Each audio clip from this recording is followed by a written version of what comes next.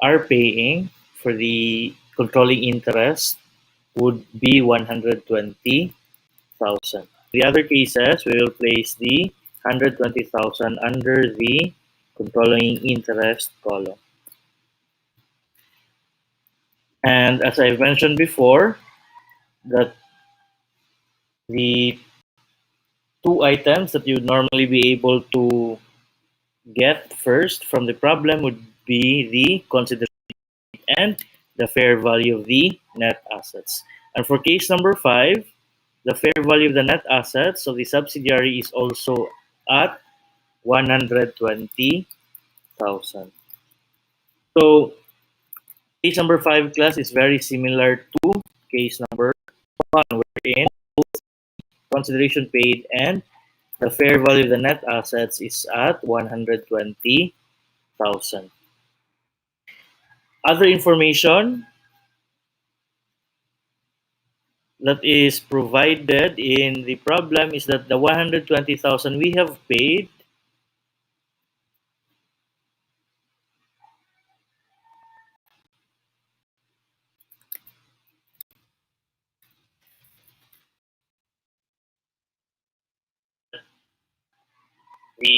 the 120,000 we have paid is for 90% controlling interest. So again, very similar to case number 1.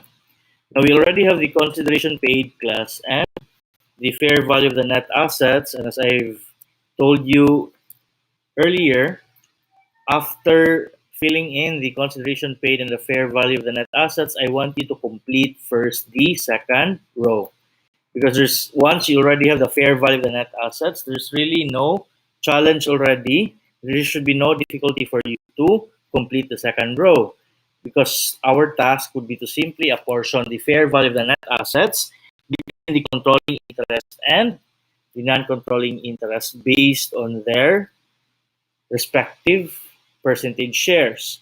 So if in case number 5, the controlling interest is 90%, then that means the portion of the 120,000 fair value of net assets that may be assigned to our controlling interest as its undivided share would simply be the product between 120,000 and 90%. So to get the share of the controlling interest in the fair value of the net assets of the subsidiary, simply multiply 120,000 with the controlling interest of 90%.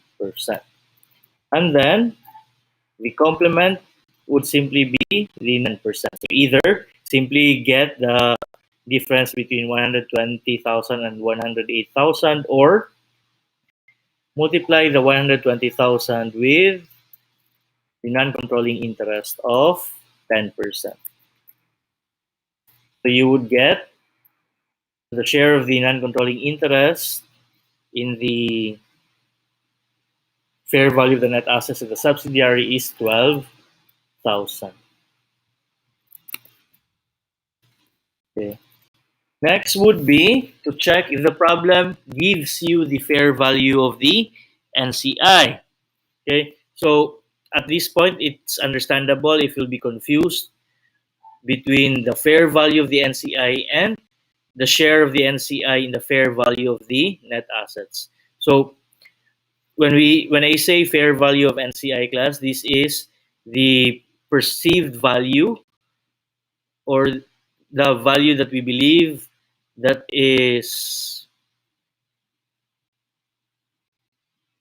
to be paid if anyone is interested in buying or acquiring the remaining non-controlling interest. Whereas the fair value of the net assets, either the share of the controlling interest or the non-interest, is simply based on the individual values of the assets and liabilities of the subsidiary. This does not take into account the perceived value of the company from the perspective of the investors. So the first row class would be for the perceived value of both the controlling interest and the non-controlling interest, whereas The second row is for the individual assets and liabilities of the subsidiary. Now, if you are to check the given in case number 5 class, unlike in case number 1, wherein the fair value of the NCI is given, in case number 5 it is not. And as I have told you, class, in case the fair value of the NCI is not given, then we will have to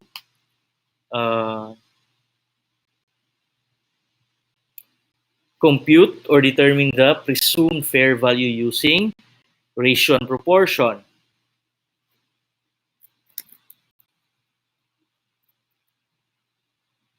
So we'll do that here. And in this case, it would be simpler to get the 100% first by dividing 120,000 by the 90% controlling interest. Now, working back, we'll be able to solve that the presumed fair value of the NCI would be 13,333. As I mentioned in the previous discussion class, it's important that you check that the computed presumed fair value of the NCI will not be lower than the proportionate share of the NCI in the fair value of the net assets of the subsidiary. And in this case, we have complied with the condition that the